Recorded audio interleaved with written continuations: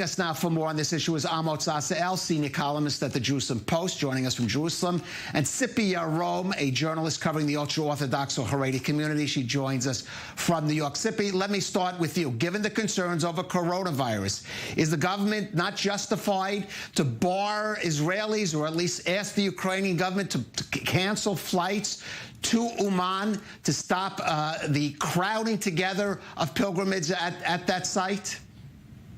I would say that to your first question, first option is yes, and second option is no, meaning the feeling inside the Breslov community is that for some reason, Israel couldn't handle it themselves, Israelis couldn't handle it themselves, so they reached out to the Ukrainians.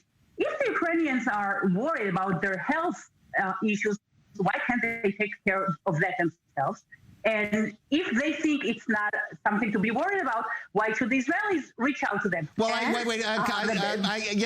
Israelis reaching out from because they're afraid that obviously Israelis will somehow circumvent the lack of flights. So again, you're not. Why is it wrong to reach out to Ukraine to ask them to bar flights?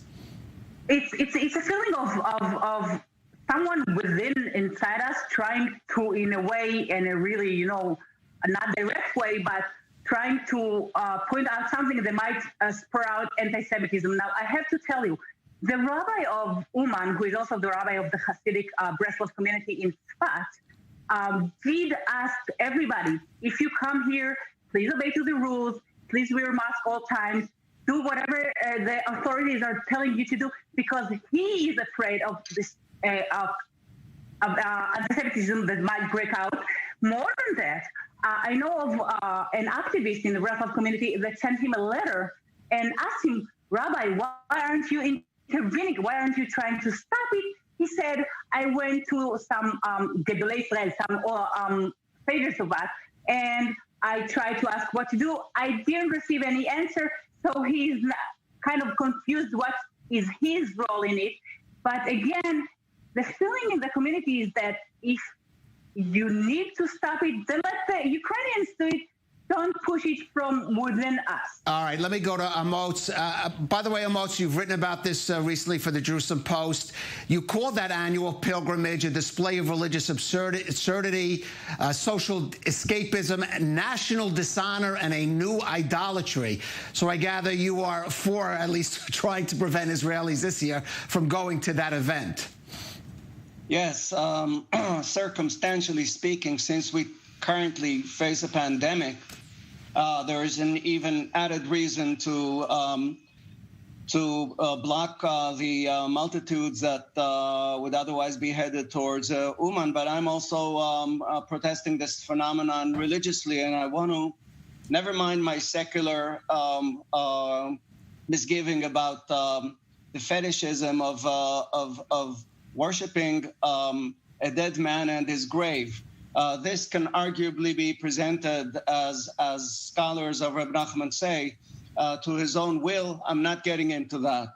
But I am saying that the great sage of this generation from the ultra-Orthodox viewpoint, namely Rabbi Ovadia Yosef, expressly forbade the pilgrimage of his own disciples to Uman, saying that what a good Jew should do, in his own words, what a good Jew should do on Rosh Hashanah Eve is be with his family in his home.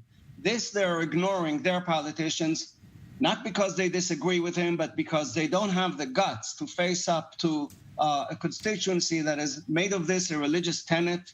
And like Aaron by the golden calf in the Bible, who did not have Moses's guts in order to confront the multitude that was worshiping an idol that was its own doing. By the same token, these politicians now, rather than face up to what I call the new idol worshippers, and tell them that Rabbi Ovadia Yosef himself forbade this, they're joining them and they're trying to struggle for them, even in the face of the pandemic, well, unambiguous circumstances. I want to let Tzipi respond to that. I mean, is Yaakov Litzman a modern-day Aharon, allowing his followers to go worship the golden calf in Uman, Tzipi? I just think Yaakov Litzman is a politician. I'm not going to talk about that. You know, I hate politicians. I think I expressed it here.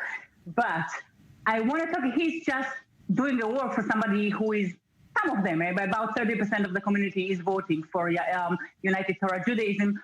But it's not just about that. You have to know that there is a discussion within the community whether you should go or not, how many of them should go, and even if they have to stay in the Holy Land for those days.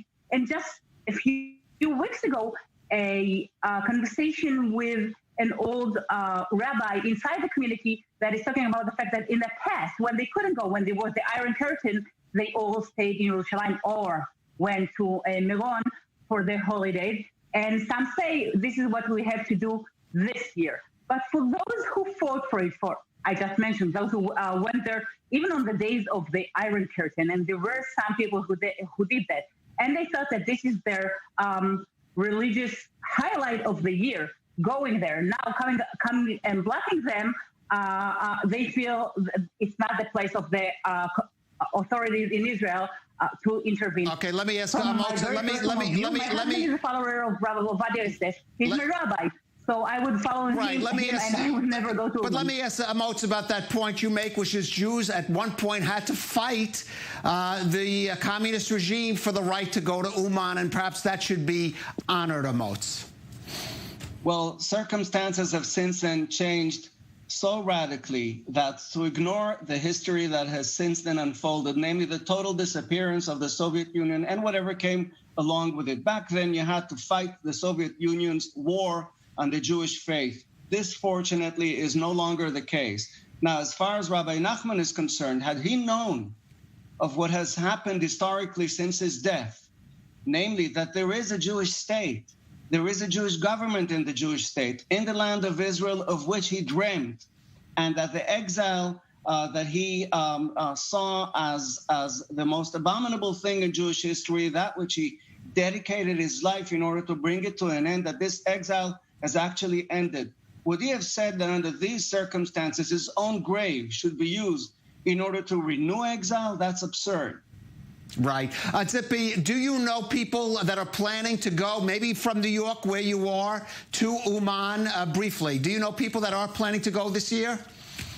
Yes, I'll tell you more than that. I know someone who is one of the main activists every year. He's going there in the middle of the month of Elul and staying there until Yom Kippur. And when I asked them 2 months ago already, what are you going to do this year? They said, all the Ukrainians want is money, and once they get it, they will let us in. Now, they're not just talking, superstitiously or something, or, that's their experience. Every year, they find themselves paying money for something, and then they get in. So why would be coronavirus a different situation, especially when the authorities are not trying to block it, and it's coming from us. Amotz, last word. What would you say to that friend of, or that acquaintance of Tzipi who's planning to go briefly, just in 2 sentences? I would tell them that to be a good Jew and to be a responsible person and to be a loyal follower of Rabbi Nachman, he should avoid going there, certainly this year and also any year. All right, By going there, you're renewing exile, the very exile that he dedicated his life to bring to you. All right, well, we'll have to leave it at that. Tzipi Yarom and Amotz Asa-El, thank you for joining us on The Rundown.